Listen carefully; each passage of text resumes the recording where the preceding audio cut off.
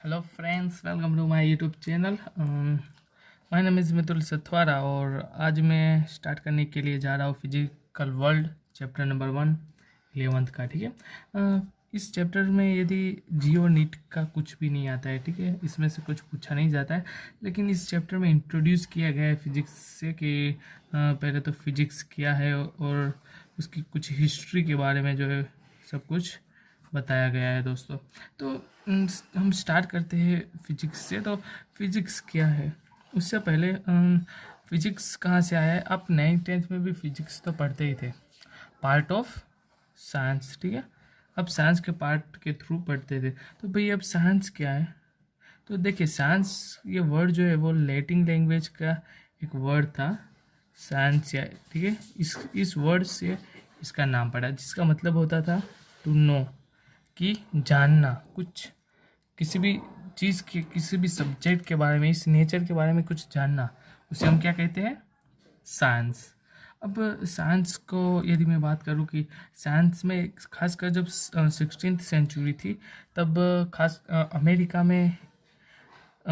जो है वो काफ़ी हद तक स्पीड में अचानक काम करने लगा, रिसर्च करने लगा। और उसी के साथ 20th सेंचुरी में वर्ल्ड जब धीरे धीरे दुनिया एक हो रही थी और सब लोग को पता चल रहा था कि अलग अलग देश के बारे में, और उस टाइम पे जो साइंस है वो भी काफ़ी तेज़ी से आगे बढ़ रहा था। ठीक है, तो फिर अब मैं यदि बात करूँ फिजिक्स की, ठीक है, अब ये फिजिक्स जो है वो एक वर्ड है। देखिए ये जो वर्ड है ये ग्रीक लैंग्वेज का वर्ड है कि जिसका मतलब क्या होता है, इसका मतलब होता है नेचर, और इससे फिजिक्स नाम पड़ा था। लेकिन यदि मैं बात करूँ तो हम फिजिक्स में पढ़ते क्या है, अब नेचर और ये भाई किस तरीके से रिलेटेड करता है। ठीक है, तो फिजिक्स जो है वो इसमें हम क्या करते हैं, स्टडी करते हैं किसके बारे में, नेचर और नेचर के होने वाले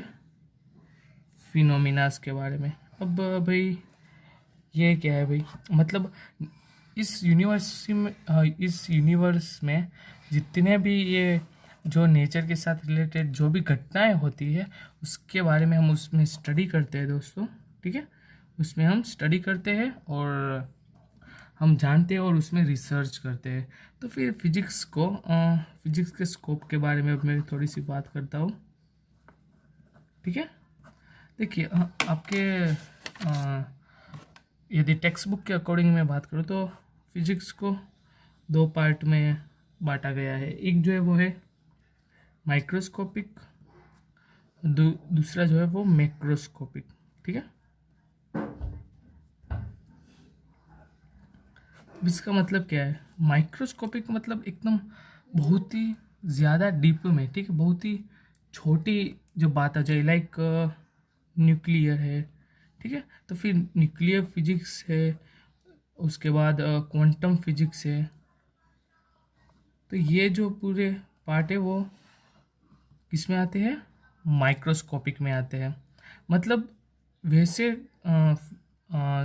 स्टडी की जैसे न्यूक्लियर प्रोटॉन, वैसे एक बहुत ही ज़्यादा डीप में जब बात आती है तब हम माइक्रोस्कोपिक का यूज़ करते हैं। और यदि मैं बात करूँ मैक्रोस्कोपिक की, जिसमें हम एकदम नॉर्मली देखी जाए वैसी, और एस्ट्रोनॉमिकल।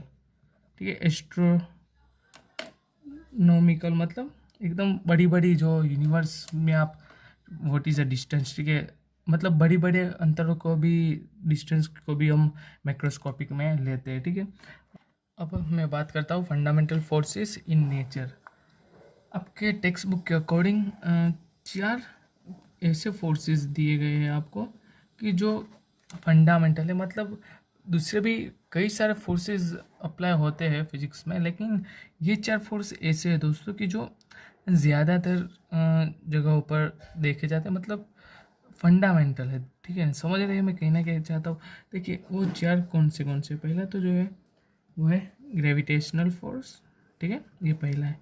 दूसरा जो है वो है electro magnetic force. Third is strong nuclear force, and fourth one is the weak nuclear force. ठीक है, देखिए पहले तो यदि मैं बात करूं ग्रेविटेशनल फोर्स के बारे में, ठीक है, ग्रेविटेशनल फोर्स के बारे में बात करता हूँ। तो ग्रेविटेशनल फोर्स क्या है दोस्तों? ये एक एट्रैक्टिव फोर्स है। ठीक है, क्या है? एट्रैक्टिव फोर्स है बिटवीन टू ऑब्जेक्ट्स। क्या है? टू ऑब्जेक्ट्स भी कह सकते हैं, या फिर दो पार्टिकल्स के बीच का एक एट्रैक्टिव फोर्स है जो लगता है उसके डिपेंड होता है उसके मास पर। ठीक है, हम ऐसा भी कह सकते हैं by virtue of their masses. ठीक है, मतलब कोई भी ऐसे इस यूनिवर्सिटी में मान लीजिए यूनिवर्स में दो ये मास है। ठीक है, ये M1 एंड M2, कोई भी दो मास जिसका मास हो, वैसे दो ऑब्जेक्ट हमेशा एक दूसरे को क्या करते हैं? अट्रैक्ट करते हैं। मतलब इस अकॉर्डिंग मान लो ये R जितने डिस्टेंस दूर है दो ऑब्जेक्ट है, इसका मास M1 है, इसका मास M2 है, और इस दोनों का जो डिस्टेंस है वो कितना है? R है। तो फिर ये दोनों एक दूसरे को अट्रैक्ट करेगा, M1 M2 को अट्रैक्ट करेगा और M2 M1 को अट्रैक्ट करेगा। ठीक है, तो फिर इसे ही हम क्या कहते हैं? Gravitational force. जो क्या होता है? पहले तो अट्रैक्टिव होता है, ये हो गया। दूसरा ये एक यूनिवर्सल, कैसा है ये एक यूनिवर्सल फोर्स है दोस्तों, मतलब हर जगह पर इसे हम अप्लाई कर सकते हैं। और उसी के साथ इसके लॉन्ग रेंज है। क्या इसे याद रखिएगा? क्या मतलब दो जैसे कि हम बड़ी बड़ी रेंज में भी हम इसे अप्लाई कर सकते हैं। मान लो अर्थ से सन के बीच में भी ग्रेविटेशनल फोर्स अप्लाई होगा। ठीक है, और एक और बात क्या की है? वीक फोर्स है। वीक फोर्स मतलब ये सबसे वीक फोर्स है, मतलब ज़्यादा है ना वो अप्लाई ज़्यादा उसकी इफ़ेक्ट नहीं आपको देखने को मिलता है। इसीलिए तो सन और अर्थ है वो एक दूसरे को अट्रैक्ट ज़्यादा होते तो क्या होता? वो दोनों एक हो जाते, लेकिन वैसा नहीं होता है। क्यों? क्योंकि ये वीक फोर्स है। ग्रेविटेशनल फोर्स लगता है, लेकिन ये एक वीक फोर्स होने के कारण इसमें ऐसा देखने को मिलता है। ठीक है, अब यदि मैं बात करूँ तो इसके लिए मीडियम की कोई भी ज़रूरत नहीं होती है। मतलब डू नॉट रिक्वायर मीडियम की इसे कोई भी ज़रूरत नहीं होती है। उसके बाद यदि अब मैं बात करूँ इलेक्ट्रोमैग्नेटिक फोर्स। ठीक है, अब इलेक्ट्रोमैग्नेटिक फोर्स मतलब ये क्या है? तो ये भी एक एट्रैक्टिव फोर्स ही है। ठीक है, लेकिन बिटवीन चार्ज्ड पार्टिकल्स। ठीक है, बिटवीन चार्ज्ड पार्टिकल्स, दो चार्ज पार्टिकल से होते हैं, उस दोनों के बीच में एक एट्रैक्टिव फोर्स लगता है। मान लो ये यहाँ पर दो चार्ज पार्टिकल से, ये पॉजिटिव है, ये भी पॉजिटिव है, मतलब ये एक प्रोटॉन है, यहाँ पे एक प्रोटॉन है, और ये दोनों आर डिस्टेंस पे रखे हैं। ठीक है, मैंने उसी तरीके से और दो है जिसमें एक पॉजिटिव है तो दूसरा वही नेगेटिव है। इस दोनों बिग के बीच में भी आर डिस्टेंस है। तो इस पहली सिचुएशन में क्या होता है कि जब ये दोनों नज़दीक आर डिस्टेंस पे होते हैं, तब यहाँ से वो एक दूसरे को दूर धकेलते हैं। ठीक है, ऐसा क्यों होता है? क्योंकि ये दोनों की सेम चार्जड है, पॉजिटिव पॉजिटिव है। तो अब जब दो पॉजिटिव चार्जड पार्टिकल्स हो तो उसमें ये फोर्स दोनों को दूर धकेलती है, मतलब रिपल्सन करती है। क्या करती है? इसे हम कहते हैं रिपल्सन। और यदि दो अलग अलग चार्जेस है, यहाँ पे प्रोटॉन है, यहाँ पर इलेक्ट्रॉन है, मतलब यहाँ पे पॉजिटिव चार्ज है और यहाँ पर नेगेटिव चार्ज है, तो इस सिचुएशन में वो एक दूसरे को अट्रैक्ट करती है। क्या करती है? अट्रैक्ट करती है एक दूसरे को, मतलब अट्रैक्शन होता है। इस चीज़ को याद रखना दोस्तों, ठीक है। अब मैं कुछ फिनोमिना अब मैं एक और चीज़ की बात करता हूँ। चलिए देखिए, अब मैं इलेक्ट्रोमैग्नेटिक फोर्स की बात करूँ तो पहले तो इसे भी वही चीज़ क्या है कि इससे मीडियम की जो है वो ज़रूरत नहीं पड़ती है, ठीक है। दूसरा, ये लॉन्ग रेंज के लिए नहीं है, इसकी जो रेंज है दोस्तों वो छोटी है, ठीक है। रेंज की यदि मैं बात करूँ तो वो छोटी है compare to gravitational force. Gravitational force को आप बड़े बड़े डिस्टेंस में भी आप अप्लाई कर सकते हैं। उसी के साथ यदि मैं अब बात करूँ तो स्ट्रॉन्ग फोर्स है, हाँ ठीक है, ये स्ट्रॉन्ग फोर्स है। यदि मैं बात करूँ ये ग्रेविटेशनल फोर्स है, काफ़ी स्ट्रॉन्ग फोर्स है।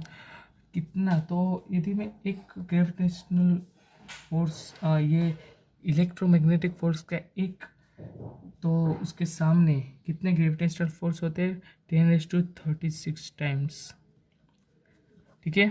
इसका एक इलेक्ट्रोमैग्नेटिक फोर्स उस ग्रेविटेशनल फोर्स के 10⁻36 पावर के बराबर होता है। और ये जो है वो चार्ज्ड पार्टिकल्स पे ही अप्लाई होता है, ठीक है दोस्तों। जबकि अब एक क्वेश्चन ऐसा भी एग्ज़ाम में पूछा जा सकता है कि एक तो ग्रेविटेशनल और इलेक्ट्रोमैग्नेटिक फोर्स के बीच का डिफरेंस समझाइए, ठीक है। ऐसा क्वेश्चन आ सकता है। तो सबसे पहले तो क्या कि ग्रेविटेशनल फोर्स से वो दो पार्टिकल्स ऑब्जेक्ट पर अट्रैक्ट करता है, ठीक है, जिसका मास हो वैसे। जबकि इलेक्ट्रोमैग्नेटिक फोर्स की बात करी जाए तो वो दो चार्ज्ड पार्टिकल्स पे को एट्रैक्टिव फोर्स अप्लाई करता है, ठीक है। कैसे, चार्ज्ड पार्टिकल्स। उसी के साथ यदि मैं बात करूँ तो ये ग्रेविटेशनल फोर्स में पहले तो ये एक वीक फोर्स है कंपेयर टू इलेक्ट्रोमैग्नेटिक फोर्स, जबकि ये स्ट्रॉन्ग फोर्स है कंपेयर टू ग्रेविटेशनल फोर्स। तो कितना है तो हमें तो पता ही है, मैंने यहाँ पे ऑलरेडी लिखा है 10⁻36 टाइम्स। तो अब और भी है, और यदि मैं बात करूँ तो ये एक तो चार्ज्ड पार्टिकल्स पे और यहाँ पर ऑब्जेक्ट मतलब जिसका मास हो वैसे ऑब्जेक्ट्स पर ये एट्रैक्टिव फोर्स लगता है, ठीक है। हाँ, लेकिन यहाँ पे एक चीज़ क्या थी, यहाँ पे एट्रैक्टिव फोर्स ही लगता है, जबकि यहाँ पर एट्रैक्टिव फोर्स के साथ साथ रिपल्सन भी करता था, ठीक है। ये मतलब ये एट्रैक्टिव भी कभी रहता है तो रिपल्स भी करता था, कब कि जब दो पॉजिटिव मतलब दो सेम चार्ज्ड पार्टिकल्स हो तब। ये मैंने बात कर दी अब इलेक्ट्रोमैग्नेटिक फोर्स की। अब मैं बात करता हूँ थर्ड वन, कौन सा, स्ट्रॉन्ग न्यूक्लियर फोर्स, ठीक है। अब भाई स्ट्रॉन्ग न्यूक्लियर फोर्स में क्या होता है, देखिए स्ट्रॉन्ग न्यूक्लियर फोर्स जो पहले तो ये फोर्स जो है ना वो प्रोटॉन प्रोटॉन न्यूट्रॉन न्यूट्रॉन और प्रोटॉन न्यूट्रॉन के बीच में लगता है, क्या, न्यूट्रॉन न्यूट्रॉन प्रोटॉन प्रोटॉन और प्रोटॉन न्यूट्रॉन के बीच में ये लगता है। ये भी एक एट्रैक्टिव ही फोर्स है, ठीक है। ये एक एट्रैक्टिव फोर्स है और बहुत ही स्ट्रॉन्ग फोर्स है। कैसा, बहुत ही स्ट्रॉन्ग फोर्स है। अब एक इससे एक सिंपल चीज़ है यार, देखिए हमें पता है कि परमाणु में बीच में जो पॉजिटिव मतलब प्रोटॉन और न्यूट्रॉन होता है और उसके आसपास इलेक्ट्रॉन होता है कि जो सर्कुलर मोशन करता है, ठीक है, प्रोटॉन के आसपास। तो अब यहाँ पर क्या है कि ये जो इलेक्ट्रॉन है, अब यहाँ पर प्रोटॉन और न्यूट्रॉन वो दोनों की साइन अलग अलग है, तो इलेक्ट्रोमैग्नेटिक फोर्स के कारण ये दूर होने चाहिए। क्यों नहीं चाहते, क्योंकि यहाँ पर स्ट्रॉन्ग फोर्स उससे न्यूक्लियर स्ट्रॉन्ग फोर्स उससे अट्रैक्ट वो उसे खींचे रखती है कि जिससे वो दूर ना चला जाए। इसीलिए बहुत स्ट्रॉन्ग फोर्स है कि जो इलेक्ट्रोमैग्नेटिक फोर्स से 100 टाइम्स ज़्यादा है, ठीक है। मतलब इलेक्ट्रोमैग्नेटिक फोर्स से कितना 100 टाइम्स ज़्यादा पावरफुल है और ये सबसे ज़्यादा स्ट्रॉन्गेस्ट फोर्स ये है, ठीक है। और सबसे वीक फोर्स ग्रेविटेशनल फोर्स को माना जाता है। तो ये मैंने बात कर दी स्ट्रॉन्ग न्यूक्लियर फोर्स की, जो क्या प्रोटॉन प्रोटॉन, न्यूट्रॉन न्यूट्रॉन और प्रोटॉन न्यूट्रॉन के बीच में लगता है, ठीक है। अब इसकी लेकिन हाँ एक चीज़ रहेगी कि ये जो शॉर्ट, इसके भी जो रेंज की बात करूँ तो वो काफ़ी शॉर्ट रेंज है, ठीक है। शॉर्ट रेंज फोर्स है जो अप्रोक्सीमेटली 10⁻16 मीटर जितना रेंज इसकी होती है। इसके साथ अब लास्ट एक जो बाकी रह गया है वो है वीक न्यूक्लियर फोर्स, ठीक है। अब देखिए वीक न्यूक्लियर फोर्स जो है ना वो एकदम वीक फोर्स होता है, और जो इलेक्ट्रॉन और न्यूट्रिनो मतलब न्यूट्रॉन भी आप कह सकते हैं, उसके बीच में एक लगने वाला एट्रैक्टिव फोर्स ही है। लेकिन देखिए ये कब आपको दिखने को मिलता है, जब आपने ये देखिए ज़्यादा इसमें आता नहीं है, क्योंकि ये जब आप 12th ख़त्म हो जाएगा उसके बाद इसके बारे में आप पढ़ेंगे। लेकिन ये एक वीक फोर्स है पहले तो, ठीक है। और रेंज की बात करी जाए तो वो भी इसमें भी काफ़ी छोटी रेंज है, जो 10⁻16 मीटर जितनी होती है। और ये भी एक वीक फोर्स है, लेकिन ग्रेविटेशन फोर्स से तो ज़्यादा है ये, ठीक है। लेकिन compare to strong nuclear force ये काफ़ी कम है। तो ये तो मैंने अब क्या बात कर दी, ये पूरी बात थी वीक फोर्स, स्ट्रॉन्ग फोर्स, ये 4 फंडामेंटल फोर्स के बारे में हमने बात कर दी दोस्तों। अब एक लास्ट टॉपिक रह गया है, ठीक है, वो जो है जिसे देखिए उसे क्या कहते हैं, कंजर्वेशन। क्या कंजर्वेशन लॉज, मतलब कोई भी, अब देखिए आपको एक तो एनर्जी का की डेफिनेशन पूछ सकता है कि conservation, law of conservation of energy, ठीक है, conservation of energy, otherwise conservation of mass भी आपको पूछ सकता है। मतलब वैसी क्वांटिटीज़, मतलब कोई ऐसी क्वांटिटीज़ की जो आपको कहे ना कि क्या एकदम जो कांस्टेंट हो टोटल। मतलब एक एग्जांपल के थ्रू समझाता हूँ कि एनर्जी है, आप एनर्जी को ना डिस्ट्रॉय कर सकते हैं, ठीक है, आप उसे क्या, उसे आप ना डिस्ट्रॉयड कर सकते हैं या फिर ना उसे आप क्रिएट कर सकते हैं, ठीक है। ना इसे आप डिस्ट्रॉय कर सकते हैं ना तो आप उसे क्रिएट कर सकते हैं, सिर्फ उसके चेंज जो है वो फॉर्म कर, ठीक है, उसे एक फॉर्म में से दूसरे फॉर्म में जो है वो चेंज कर सकते हैं। तो वैसी क्वांटिटीज़ को जो है आप क्या कहते हैं, कंजर्वेशन कहते हैं, ठीक है। तो आपको पूछ सकते हैं कि कंजर्वेशन ऑफ एनर्जी या फिर कंजर्वेशन ऑफ मास की डेफिनेशन, ठीक है। तो ये बात हो गई थी कंजर्वेशन लॉज की। देखिए इस चैप्टर में ज़्यादातर पूछा, यदि एग्ज़ाम में बात करी जाए स्कूल की, तो फिर फोर्स जो है वो 4, एक कंजर्वेशन लॉ और एक जो मैंने डिफरेंस कहा वो एक यूज़फुल है। और उसी के साथ यदि मैं बात करूँ तो एक और चीज़ आपको याद रखनी चाहिए, वो है हाँ, एक बार ये जो आपने जो मैंने आगे ये पूरी जो नोट्स बनवाई वो एक बार लिख जरूर देना एक नोट में या फिर पढ़ लेना, ठीक है। और एक बार जो बीच में शुरुआत के जो 2-3 पेज है वो पूरे हिस्ट्री दी गई है, तो आप चाहे तो एक बार उसे पढ़ जरूर लेना, ठीक है। तो बस आज के लिए इतना ही, हम मिलेंगे नेक्स्ट चैप्टर में, तब तक के लिए बाय।